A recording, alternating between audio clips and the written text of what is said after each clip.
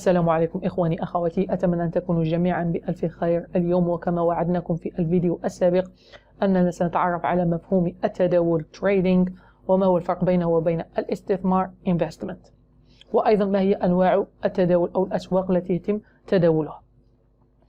أولا أريد أن أوضح أنني قمت بشرح مبسط جدا، واستعملت أمثلة بسيطة جدا حتى يتم فهمها من طرف عامة الناس، فأرجو ألا تضطر إلى البحث أكثر حول هذا الموضوع وستفهم كل شيء من هذا الفيديو. أولا يجب أن تعلم أن التداول هو عبارة عن نوع من أنواع التجارة، وكما تعلم أن التجارة تستوجب وجود عناصر أساسية، ألا وهي التاجر أو البائع، السلعة وهي الشيء المراد بيعه، السعر وهو الذي يحدد على حسب السلعة، وهناك أيضا المشتري وهو الذي يطلب هذه السلعة كمستهلك أو كإعادة بيع لها والاستفادة منها، وهذا هو حال المتداول. وهناك أيضا المكان الذي يتم فيه البيع.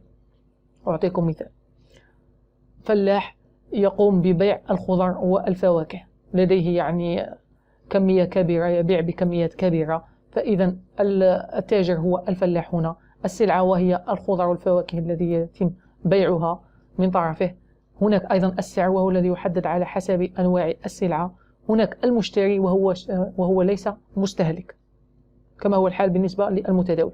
هذا المشتري يكون زبون يشتري أو تاجر بالتجزئة، إذا صح التعبير هو تاجر بالتجزئة، يشتري بعض الكميات من هذا الفلاح ثم يعيد بيعها بغرض الربح منها. هناك أيضا المكان الذي يتم فيه البيع، وهو محل كبير توضع فيه هذه السلعة. إذا أسقطنا هذا المثال على التداول، فإن المحل سيكون هو بطبيعة الحال الإنترنت، من خلال شاشة الكمبيوتر، من خلال غرفتك تحتاج إلى كمبيوتر وإلى إنترنت حتى تقوم بالتداول. التاجر، من هو التاجر في هذه الأسواق؟ هم أصحاب الشركات ورجال الأعمال الذين يعرضون بعض ممتلكاتهم حتى يتم تداولها من قبل المتداولين وحتى المستثمرين. إذن وما هو السعر؟ وأيضا هنالك السعر وهو الذي يحدد على حسب أنواع الأسواق التي يتم تداولها. هناك أيضا السلعة وهي أنواع التداول، سنتطرق إليه الآن في هذا الفيديو. المشتري وهو كما قلنا ليس المستهلك، فهو تاجر بالتجزئة وهو المتداول، يقوم بالشراء بغرض إعادة البيع أو البيع حتى يشتري بثمن منخفض لاحقا ويبيعه مرة أخرى. فإذا التداول لا يختلف عن تبادل أي شيء في حياتنا اليومية غير أنه يتم من خلال الإنترنت. إذا فما هي أنواع التداول أو السلع التي يمكن تداولها في هذا السوق؟ أولا يجب أن تعلم أنها عبارة عن أصول مالية متوفرة للبيع والشراء من قبل المتداولين والمستثمرين، وهي محددة على الرغم من اختلافها. فكما قلنا في المثال السابق أنه محل الخضار والفواكه، فعلى الرغم من تعدد وتنوع السلع التي فيه، إلا أنها محدودة، لا يمكنك أن تجد أقمشة أو ملابس أو غير ذلك. فكذلك بالنسبة لسوق التداول لا يمكنك أن تتداول أي شيء تريده، فهنالك أسواق معينة تتيح لك التداول من خلالها. نجد أو نميز 5 أو 6 أسواق. أولها الأسهم، نبدأ بالأسهم، وهي ستوكس، وهي عبارة عن الشركات العالمية الكبرى التي تعرض بعض أسهمها للأسواق العامة حتى يتم تداولها من طرف المستثمرين والمتداولين. نميز من مثل هذه الشركات، شركة أبل، شركة تسلا، شركة فيسبوك، شركة مايكروسوفت وغيرها من الشركات. فهي تتيح لك شراء بعض الأسهم وبيعها مرة أخرى، أو شرائها أو بيعها وشرائها، فبالتالي هي تتيح لك التداول من خلالها. فأنت عندما تشتري سهم واحد أو بعض الأسهم من شركة أبل، فهذا لا يعني أنك اشتريت الشركة كلها، ولكنك اشتريت جزء من هذه الشركة. أعطيك مثال. قلنا في المثال السابق أن المحل هو يبيع كمية كبيرة من السلع للخضار والفواكه، فعندما يذهب تاجر التجزئة والذي هو بالنسبة لنا هو المتداول، يذهب ويجد أن مثلا سعر التفاح اليوم منخفض، فيشتري 10 كيلوغرامات، فهو لا يشتري بذلك كل السلعة، ولكنه يشتري نسبة أو جزء من هذه السلعة.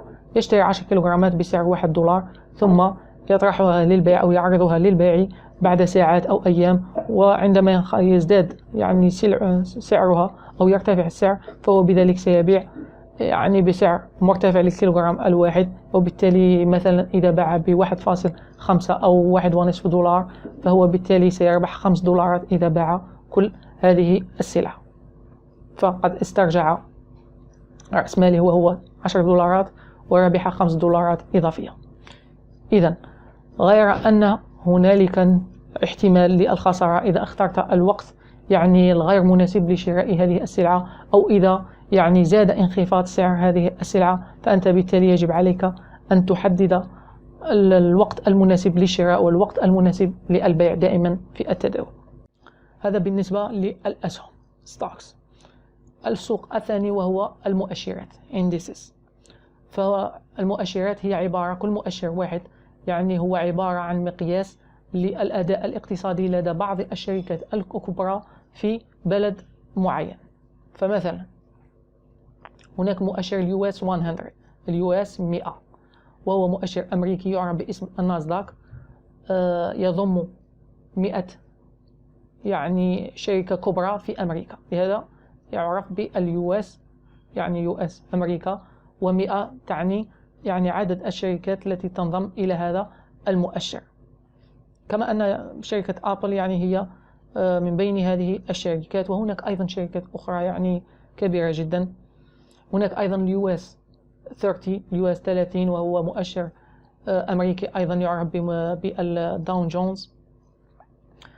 هناك أيضا مؤشرات ألمانية مثل الداكس 40، قبل فقط شهر كان يعرف بالداكس 30، الآن هو داكس 40 لأن انضمت يعني زادت 10 شركات انضمت إلى هذا المؤشر. هناك أيضا الفوتسي 100 وهو مؤشر إنجليزي خاص بالبورصة بورصة لندن، وهو أيضا يضم 100 شركة. هناك أيضا يعني مؤشرات إيطالية، مؤشر إيطالي، مؤشر فرنسي وغير ذلك. فما هو الفرق بين المؤشرات والأسهم؟ الأسهم هي عبارة عن شركة مقسمة إلى عدة أسهم، أما المؤشر فهو واحد ويضم عدة شركات، يعني العكس، الأولى شركة ولديها عدة أسهم، المؤشر مؤشر واحد ولديه عدة شركات. فإذا ارتفع يعني سعر هذا المؤشر فهذا يعني تحسن الأداء الاقتصادي لهذه الشركات، أما إذا انخفض فهو يعني انخفاض الأداء الاقتصادي لدى هذه الشركات. فهو مثل اليورو إذا قمنا يعني بإسقاط المثل يعني على اليورو. فكما تعلمون اليورو ليست عملة خاصة فقط ببلد معين، فهي تضم كل دول الاتحاد الأوروبي، فهي تضم يعني كل دول الاتحاد الأوروبي. فبالتالي إذا ارتفع سعر اليورو فقد ارتفع، فهذا يعني ارتفاع الاقتصاد الأوروبي، وإذا انخفض فالعكس صحيح. إذن قلنا أن هنالك الأسهم وهناك أيضا المؤشرات. هناك أيضا السوق الثالث وهو أزواج العملات الأجنبية، وهذا يعرف يعني وهو مشهور جدا بسوق الفوركس، حيث يتم تبادل العملات الأجنبية مثل الدولار الأمريكي والين الياباني والباوند وأيضا اليورو وغير ذلك. فهو عبارة عن تبادل العملات. فكلما يعني انخفض السعر يجب أن تشتري، وكلما ارتفع تبيع، يجب أن يعني تشتري بأقل سعر وتبيع بالسعر المرتفع. أعطيكم مثال، أنا مواطن عربي لدي الآن مثلا لدي $1000. ماذا أفعل؟ أجد أنه في أثناء الأخبار وأثناء يعني هناك يعني أزمة اقتصادية في الاتحاد الأوروبي، وكما تعلمون اليورو دائما مرتفع عن الدولار الأمريكي. بسبب هذه الأزمة الاقتصادية ينخفض سعر اليورو ويصبح يعادل يعني سعر الدولار. ماذا أفعل؟ أذهب بهذه $1000 وأذهب إلى أقرب مصرف هنا في البلدة الخاصة بي أو الولاية، أقول له أنا أريد أن أستبدل $1000، فيقول لي ستستبدلها 1000 يورو، سأعطيك 1000 يورو. سأقول له أنا موافق، يعطيني 1000 يورو، وأنا حسب توقعاتي أن اليورو سيرتفع مجددا. هذا ما أظنه أنا. وبالطبع إذا يعني حلت هذه الأزمة وارتفع وعاد سعر اليورو إلى يعني سعره السابق بعد يعني أيام أو أسابيع، فبالتالي أذهب مرة أخرى إلى هذا الصراف وأقول له أنا أريد أن أسترجع يعني ليس أسترجع بطبيعة الحال، أريد أن أستبدل 1000 يورو.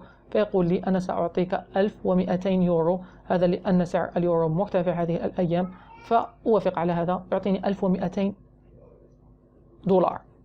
فأنا لم أفعل أي شيء سوى أنني استغليت هذه الفرصة، فأصبح لدي الآن 200 دولار فائدة، وأنا لم أفعل أي شيء، فقط قمت بتزاول يعني مزاولة حياتي اليومية عادي جدا.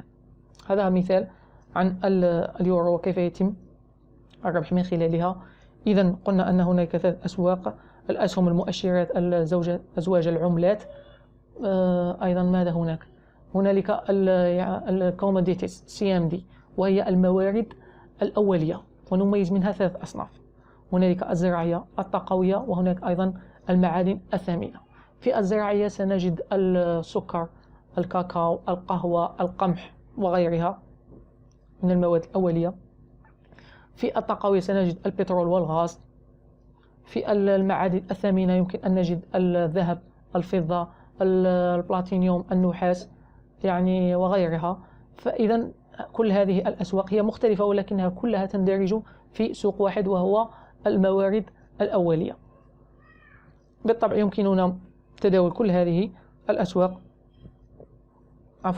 فبالطبع يمكننا تداول كل هذه الأسواق نظرا لارتفاع سعرها ونزوله. إذن هذا النوع الرابع. النوع الخامس أو السوق الخامس وهو العملات الرقمية كريبتو كورنسيز، وهي يعني ظهرت في التسعينات على ما أذكر، ويعني هي في نمو مستمر في القرن 21، وذلك بفضل الإنترنت. فهي عملات وهمية لا يمكن أن تلمسها، يمكن تداولها فقط من خلال الإنترنت. نميز منها البيتكوين، الإيثيريوم، الآدا وهو الكاردانو، هناك أيضا BNB، الليتكوين، ماذا أيضا الريبل. يعني هي يعني أول عملة ظهرت هي البيتكوين، ولكن تبعتها يعني عدة عملات رقمية. الآن يوجد مئات العملات الرقمية التي يمكن تداولها.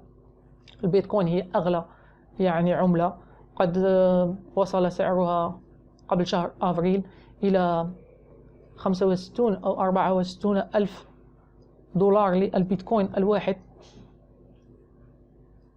كما ترى يعني، غير أن هذا السوق عرف انهيار في شهر أفريل المنصرم لمن يتابع العملات الرقمية. يعني هناك أناس خسرت يعني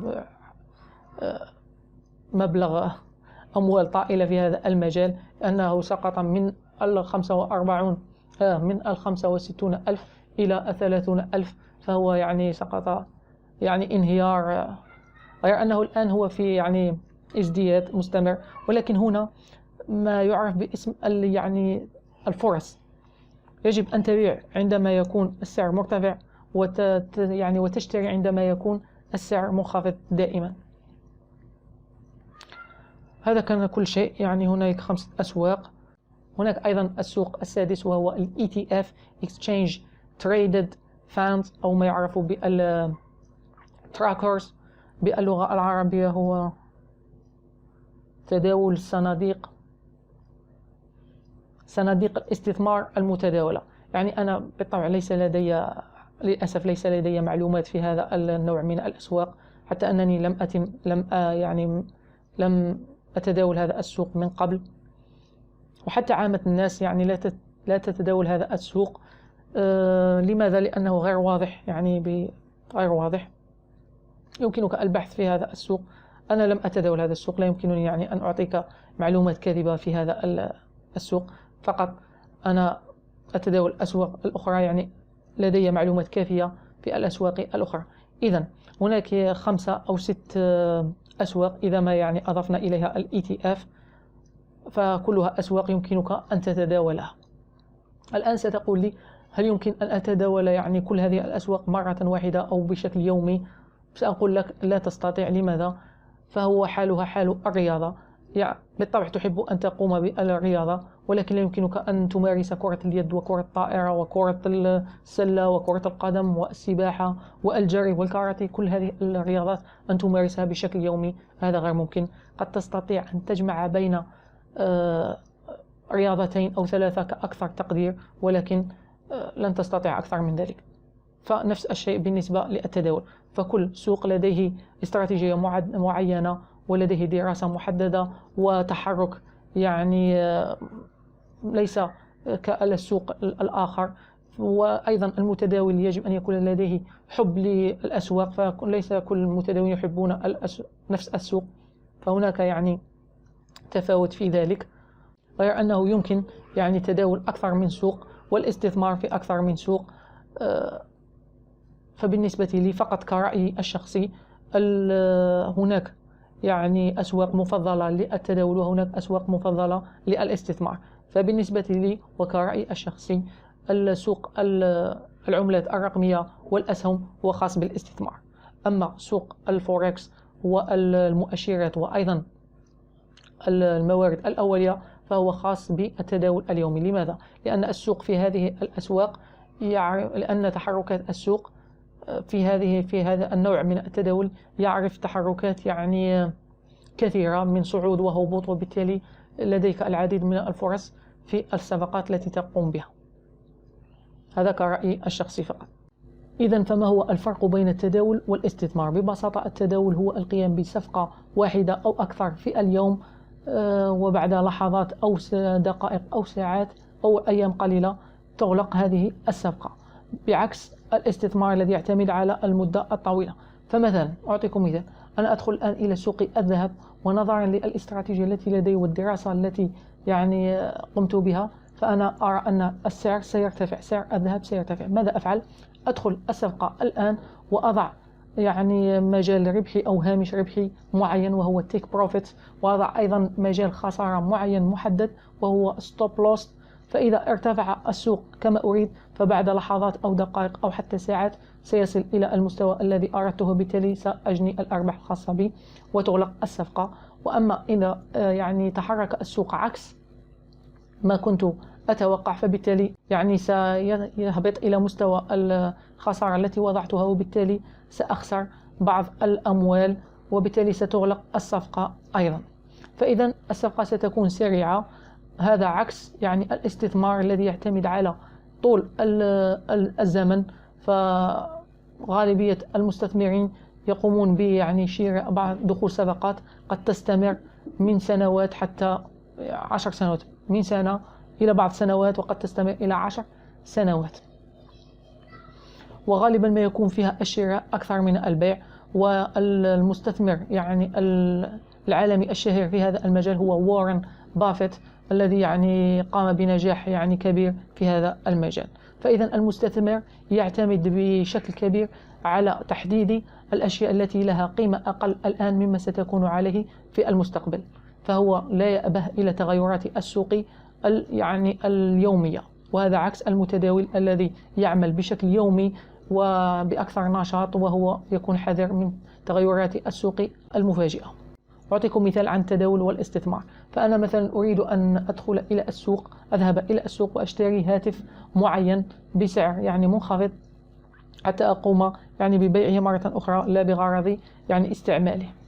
فأذهب إلى السوق وأجد هذا النوع المعين، فمثلا أجد أن سعر هذا النوع يتراوح ما بين $300 إلى $350. أحاول يعني أن إيجاد يعني هاتف بأقل سعر ممكن، فمثلا أشتريه $310، وعندما أشتريه أقوم بوضعه مباشرة للبيع وعندما يعني وأحدد يعني السعر وهو 340 مثلا. فبعد ساعات أو أيام عندما يباع هذا الهاتف سأربح $30 كفارق ما بين يعني السعر الذي اشتريته والسعر الذي بعته به. هذا يعني مثال عن التداول. فتكون الصفقة سريعة لأنني لا أستطيع يعني أن أبقي هذا الهاتف عندي، ونظرا يعني التكنولوجيا المستمرة فبعد شهور سيكون هنالك هواتف جديدة وسينخفض بالفعل سعر هذا الهاتف الذي عندي مما اشتريته عليه. أعطيكم مثال آخر عن الاستثمار. في الاستثمار هو نوع آخر، فمثلا أريد أن أشتري مظلات وقية من الأمطار ويعني أبيعها مرة أخرى، فماذا أفعل؟ هل أشتريها في فصل الشتاء؟ بالطبع لا. أشتريها في فصل الصيف، أشتري هذه المظلات في فصل الصيف وأخزنها عندي، وعندما بعد أشهر عديدة عندما يأتي الشتاء أعرضها للبيع، وبالتالي يكون الطلب عليها أكثر نظرا لعامل الجو الذي توقعته أنا، فالسعر سيكون مرتفع وسأبيعها في فصل الشتاء وأجني بعض الأرباح. هذا هو المستثمر. المستثمر يعني يتوقع أشياء تحصل في المستقبل البعيد. أعطيكم مثال يعني حقيقي. بورصة أبل كان السهم يساوي 36، يعني كأقصى يعني سعر مرتفع هو 36 للسهم الواحد. فقط في 2019 يعني قبل موجة كورونا كان 36 دولار للسهم الواحد. بعد 2020 في أواخر سنة 2020 بعد مرور حوالي سنة ونصف أصبح سعر السهم الواحد 150 دولار، يعني ارتفاع مذهل. ولكن بعد يعني سنة ونصف أو تقريبا سنتين ارتفع. فمن اشترى هذا السهم يعني 20 دولار أو 30 دولار واشترى ليس سهم واحد، ربما 10 20 30 100 ألف سهم، فيمكن أن تتخيل يعني المبلغ الذي سيجنيه الآن إن باع يمكنك أن تتخيل المبلغ الذي سيجنيه الآن إن باع هذه الأسهم الخاصة به.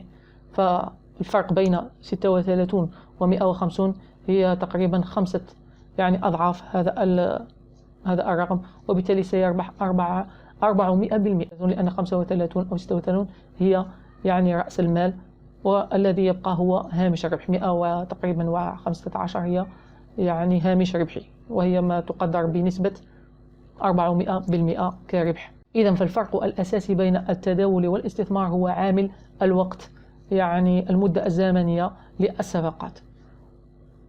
هذا حتى وإن كان هنالك يعني فرق آخر، وهو يعني بعض الأسواق، يعني هناك أسواق مفضلة للتداول وهناك أسواق مفضلة للاستثمار.